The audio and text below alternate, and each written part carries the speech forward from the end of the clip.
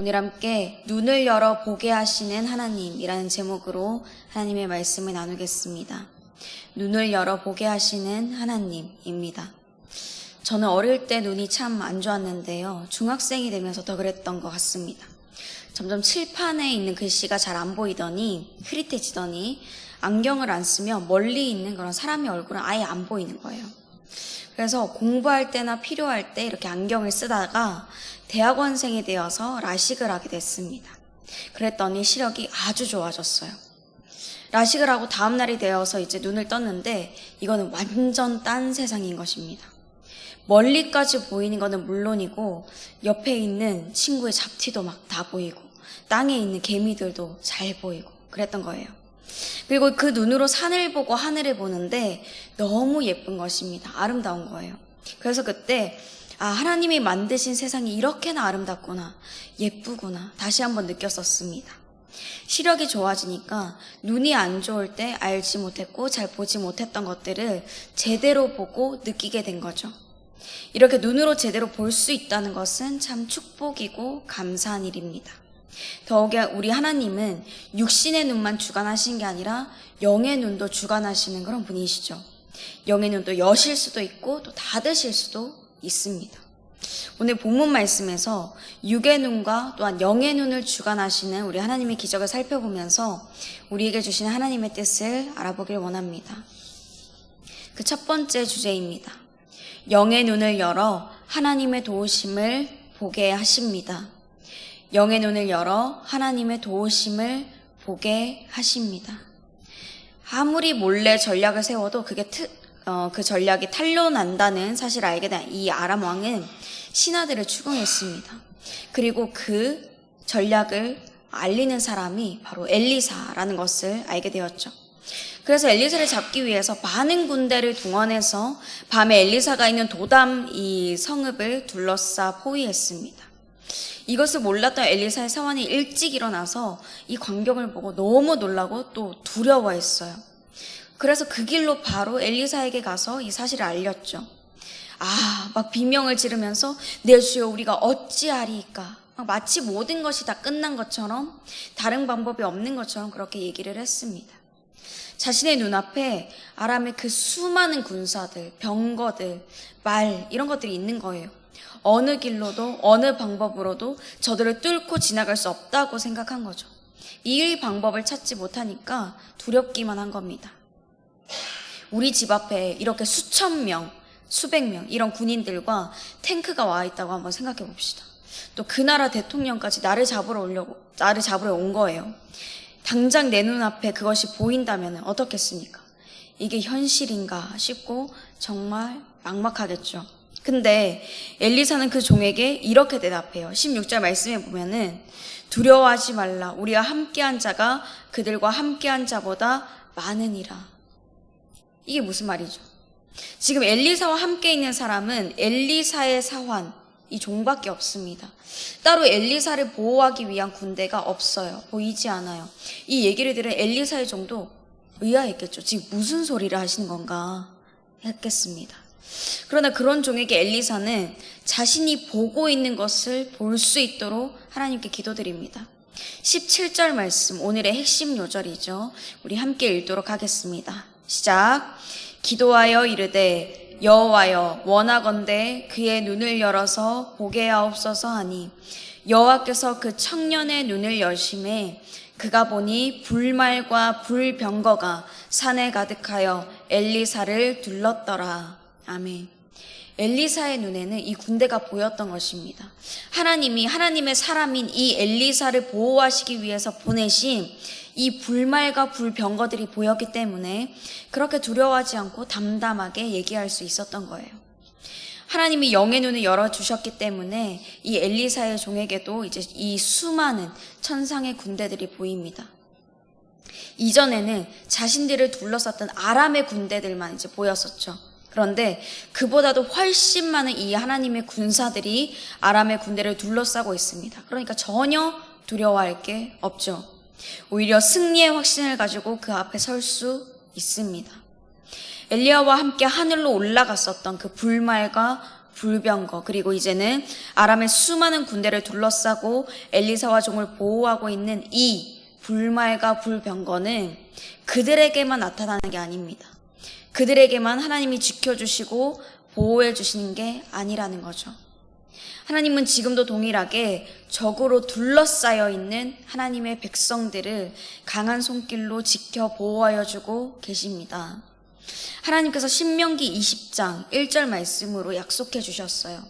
내가 나가서 적군과 싸우려 할 때에 말과 병거와 백성이 너보다 많음을 볼지라도 그들을 두려워하지 말라.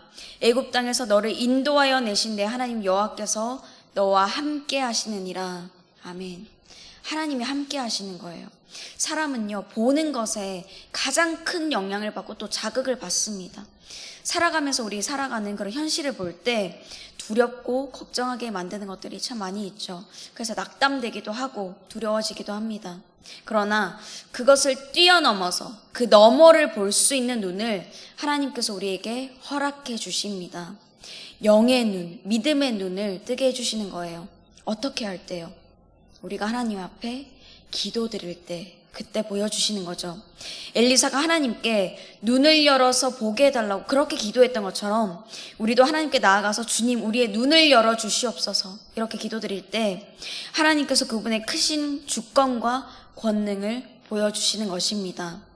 이전에 볼 수 없었던 소망의 빛과 또한 하나님의 도우심을 보게 될 줄로 믿습니다. 이렇게 육의 눈과 함께 또한 영의 눈을 주관하시는 우리 하나님은 영의 눈을 열게 하실 뿐만 아니라 또한 그 눈을 닫아서 어둡게 하실 수도 있습니다. 두 번째 주제입니다. 적의 눈을 닫아 어둡게 하십니다. 적의 눈을 닫아 어둡게 하십니다. 하나님의 사람이 아닌 세상을 따르는 자들의 눈을 닫으시는 거죠. 불말과 불병거를 보고 있는 이 엘리사 그리고 종의 앞에 아람 사람들이 와서 이제 마주했습니다. 이때 엘리사가 하나님께 다시 한번 기도를 드리죠. 그러나 그 내용은 반대입니다.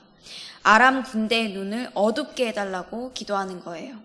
18절 말씀에서 눈을 어둡게 하옵소서 또 눈을 어둡게 하신지라 해서 이 어둡게는 히브리어 원어로 바사느웨림입니다. 바사느웨림. 그리고 그 뜻은 판단력이 없는 상태, 어떤 힘에 의해서 멍하게 된 상태를 말합니다. 그러니까 엘리사가 하나님께 기도하기를 눈을 어둡게 해 주시옵소서, 이것은 그들의 판단력이 흐리게 돼서 상황을 정확하게 인식하지 못하도록 해 주시옵소서, 그렇게 기도한 거와 같은 거예요. 그리고 그렇게 하나님의 사람, 이 엘리사가 기도드렸을 때 하나님은 또 기도에 응답해 주셨습니다. 한순간에 그 수많은 아람의 군사들이 방향 감각과 판단력을 완전히 상실해버린 거예요. 여기가 어딘지 저기가 어딘지 분간할 수 없게 된 거죠. 그들이 아무리 강한 군대라고 할지라도 눈이 안 보이면, 판단력이 사라지면 아무 소용이 없습니다. 그래서 그들이 결국에 어떻게 되냐면 엘리사가 이끄는 대로 엘리사를 따라가는 거예요. 뒷사람이 앞사람을 잡고 또 그 뒷사람이 앞사람을 잡고 그렇게 한 줄로 이동했겠죠. 마치 엘리사의 포로가 된 모양으로 그렇게 갔을 것입니다. 그래서 포로처럼 이 아람의 군대가 이끌려온 곳은 어디냐면 사마리아였습니다. 이 사마리아는 북이스라엘의 수도죠. 이스라엘의 왕이 있는 곳, 이스라엘의 군대가 다 밀집되어 있는 곳, 그 한복판에 이 아람의 군대가 온 것입니다. 그리고 20절 말씀에 보니까 엘리사가 다시 기도를 하죠. 이들의 눈을 열어서 보게 해주시라고 다시 한 번 더 기도합니다. 그 기도대로, 이 하나님의 사람의 기도대로 하나님께서 아람 군대의 눈을 열어주셨어요. 그 아람 군대가 눈을 딱 떴는데 그곳이 어디입니까? 사마리아죠. 자신들보다도 많은 이스라엘 군대가 있는 곳, 적진의 한 군대에 이 사람들이 있게 된 거예요. 그러니까 얼마나 황당했을까요? 그러니까 분명 자신들은 엘리사 한 명을 잡으려고 그곳으로 갔었는데 아무 판단력이 없는 사람들이 돼서는 스스로 그 발로 적진의 한가운데 있게 된 것입니다. 이제 그들은 두려움을 느끼겠죠. 죽음을 기다리는 것 외에는 그들이 아무것도 할 수 없는 무능한 상태가 되어버렸을 테니까요. 이렇게 하나님은요, 아무리 강한 적도 많은 군사들이라고 할지라도 그들을 한순간에 무력화시키실 수 있는 분이십니다. 그들이 힘이 셀지라도, 어떤 지식이 있을지라도, 뭐 세상에 노하우가 있을지라도 아무 상관이 없고요. 하나님이 닫으시면 못 보는 거예요. 눈에는 어둠만이 보이게 되는 그런 존재들이 되는 것입니다. 어떤 힘도 낼 수 없고 어떤 노하우도 경험도 낼 수 없어요. 앞을 보는 것도 하나님이 허락하실 때만 가능합니다. 하나님의 사람의 그 기도를 통해서만, 그 기도가 응답될 때 비로소 보이는 것입니다. 그렇기 때문에 내 눈앞에 있는 어떤 적들, 어떤 장애물들, 그런 것들을 두려워하지 마시길 바랍니다. 하나님께서 모든 만물을 주관하시는 분이라는 이 사실을 기억하시고 하나님께 기도하시기를 바랍니다. 그럼 주님이 일하여 주실 거예요. 마지막 세 번째 주제입니다. 자비로우신 하나님의 뜻을 잊지 말아야 합니다. 하나님의 자비로우신 그 뜻, 자비로우신 하나님의 뜻을 잊지 말아야 하는 거죠. 눈앞에 있는 아람 군대를 보고 이스라엘 왕은 엘리사에게 그를 아버지라고 부르면서 그들을 칠지 말지를 이제 물어봅니다. 하나님의 사람에게 하나님의 뜻을 묻고 있는 거예요.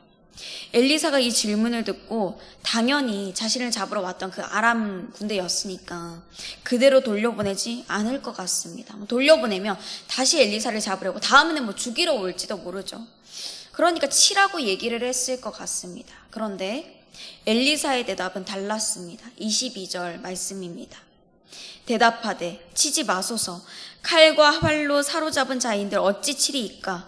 떡과 물을 그들 앞에 두어 먹게 하시고 먹고 마시게 하고 그들의 주인에게로 돌려보내소서 하는지라. 이 적인 아람 군대를 죽이지 말라고 하는 것입니다. 치지 말라고 하는 거예요. 거기다가 손님 대접까지 잘해주는 거죠. 떡과 물을 먹고 마시게 하는 거예요. 왜 이렇게 했을까요? 엘리사는 하나님의 사람입니다. 그러니까 하나님의 뜻에 순종하는 사람이죠. 아람 군대를 치는 게 바로 하나님의 뜻이 아니었다는 것입니다. 하나님은 엘리사를 통해서 이 이스라엘 왕이 그들에게 자비를 베풀기를 바라셨습니다. 그들을 모두 쳐서 멸하는 게 완전한 승리 같았지만 그게 아니라 하나님이 이기시는 방법은 자비였습니다. 눈이 어둡게 됐다가 뜨이게 된 것을 체험한 이 아람에게 다시 한번 기회를 주시는 거였고, 또 이스라엘 왕과 그곳에 모여있던 모든 이스라엘 군사들이 하나님의 방식을 볼 수 있도록 하신 거였어요. 잠언 25장 21절 22절 말씀입니다. 내 원수가 배고파 하거든 음식을 먹이고 목말라 하거든 물을 마시게 하라. 그리하는 것은 핀 숯을 그의 머리에 놓는 것과 일반이요 여호와께서 내게 갚아주시리라. 아멘. 그러므로 엘리사가 하나님의 말씀대로 순종했고 이 이스라엘 왕도 역시 엘리사를 아까 아버지라고 불렀었잖아요. 그것처럼 그 말대로 엘리사를 통해 주신 하나님의 말씀에 순종했습니다. 많은 음식을 그들 가운데 베풀었고 완전히 안전하게 깨끗하게 그들의 주인에게로 보냈어요. 이런 하나님의 자비를 체험한 아람 군대는 그 이후로 한동안 이스라엘 땅을 침공하지 못했습니다. 그 멀쩡했던 눈이 어두워졌다가 뜨여졌으니까 두려웠겠죠. 직접 체험했잖아요. 그러니까 하나님의 능력을, 권능을요.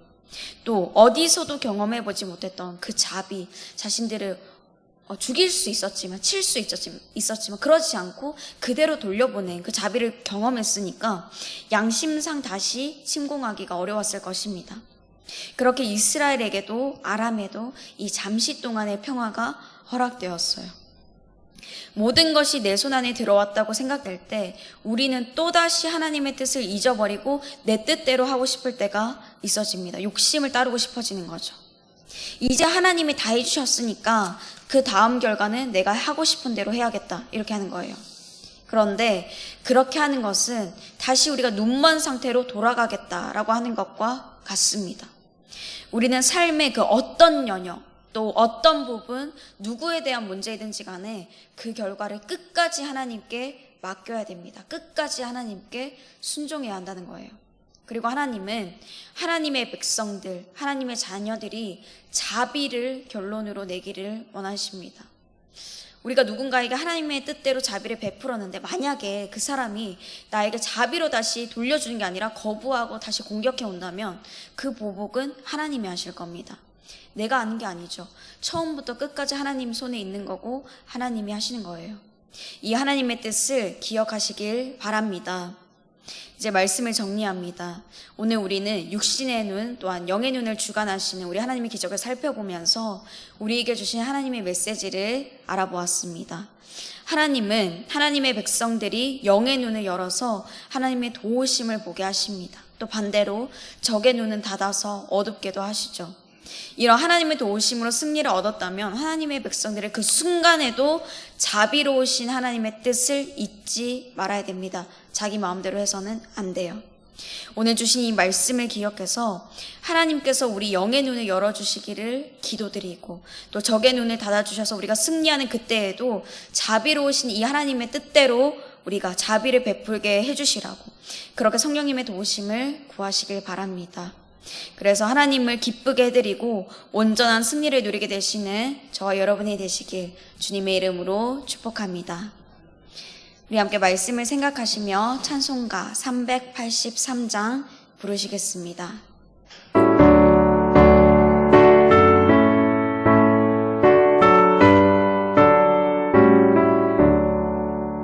눈을 들어 산을 보니 도무 어디서 오나 천지지금 주 하나님 나를 도와주시네. 나의 발이 실족 않게 주가 깨어 지키며 택한 백성 항상 지켜 길이 보호하시네. 도우시는 하나님이 내게 그늘 되시니 낮의 해와 밤의 달이 너를 삼지 않겠네. 내게 화를 주지 않고 오늘 보호하시며 너의 주님 지금부터 영영 인도하시니. 아멘.